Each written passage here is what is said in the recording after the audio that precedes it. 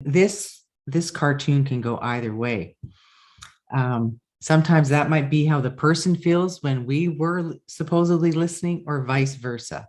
So a pretty common thing to experience. And why we can often feel that urge to just want someone to stop, or we're done. Oftentimes we might not like what we're hearing. It could really go against our values and beliefs. Or maybe we said something and the person has just taken it the wrong way. We can often feel angry or hurt too by what we're actually hearing. And sometimes just the person that we're actually in a conversation with might be a difficult person. And you know what? Sometimes the difficult people, sometimes it wouldn't matter what they said. Sometimes they're just really hard to hear. And the thing I want to say around that is that all of this is so normal. Conversations, we can have conversations that are planned. And what I mean by that is we might be actually inviting someone to have a conversation with us. More times than not, they're really spontaneous and informal. And we don't typically come to conversations thinking about, how can I be in this conversation from the best place possible? Or what can I bring to this conversation that makes this conversation go well? And it's not that we would have that in our brains and our hearts all the time anyway, because as I said, a lot of our conversations are spontaneous. So I just want to say that desire to want to shout or tell someone to stop, that's so normal, especially in those scenarios where we might not like what we're hearing. So what we'll talk about today is skills that can help us stay in that listening mode, especially when we know it's quite critical to the conversation. So I just want to say first that we don't often think about these particular pieces that I have up on this slide. And that's natural. There's nothing wrong with that, because these things happen automatically when we're in a conversation. It's helpful to know, though, that when we are in a conversation, there's a lot that goes on for us. We have our own perceptions around something. We might be making assumptions, and sometimes we don't often realize that we're making an assumption. We can have our own interpretation around what the person's saying. And all of us have our own biases and beliefs. And I'll speak about that a little bit later. And it's not that we have to get rid of those. It's what we want to do is to be able to get better at paying attention when those are coming up and where they might have an impact on the conversation.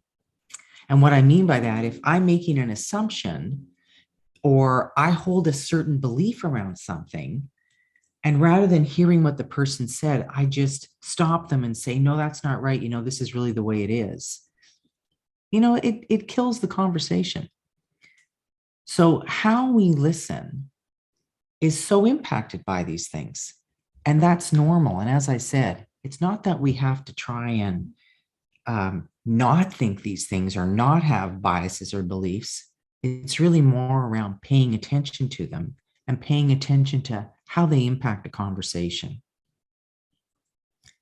So what I want to do now is I want to take these pieces that I've talked about on this slide, and I want to use them in an example.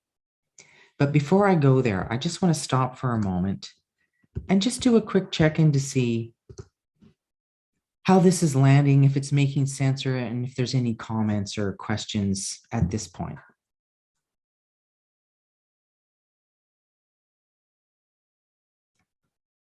Okay, I'll bring my screen back up, but I'll stop again.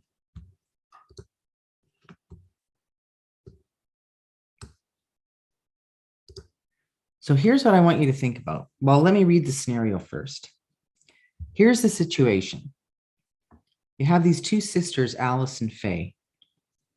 And what you're going to see in a moment is that they're having a conversation about their niece that's come from out of town.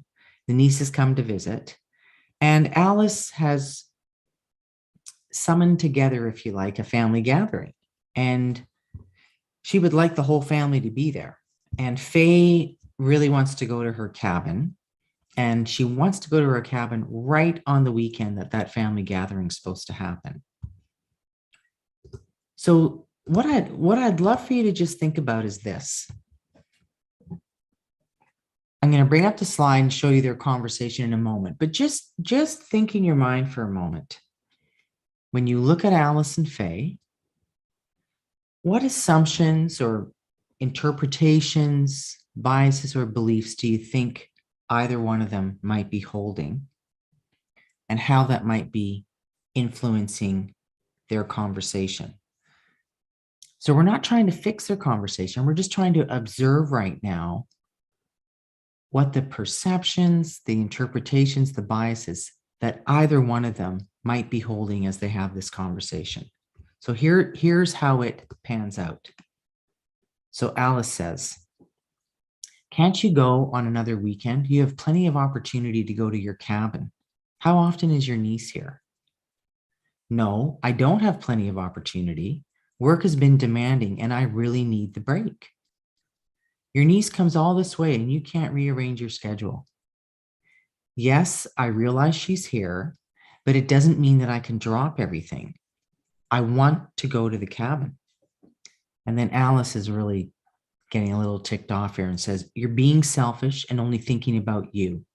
It's the one day that works for everyone. Put an effort forward." So what I want you to think about here, I'm going to leave this up. So if you want to comment, just feel free to unmute yourself because I can't see everyone on my screen. But I just want, what interpretations or biases, beliefs do you think either one of them might be holding, or what do you think's going on here?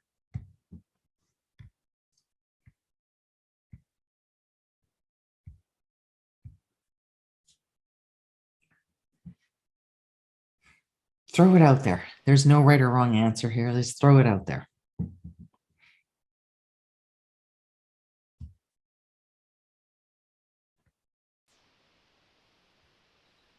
I get the feeling that she doesn't like the niece. If she liked the niece, she would make an effort. So you think Faye might not like the niece? She has some issue that she doesn't want to make a fuss over the niece. She doesn't want to help her sister entertain the niece. She doesn't want to be around that niece.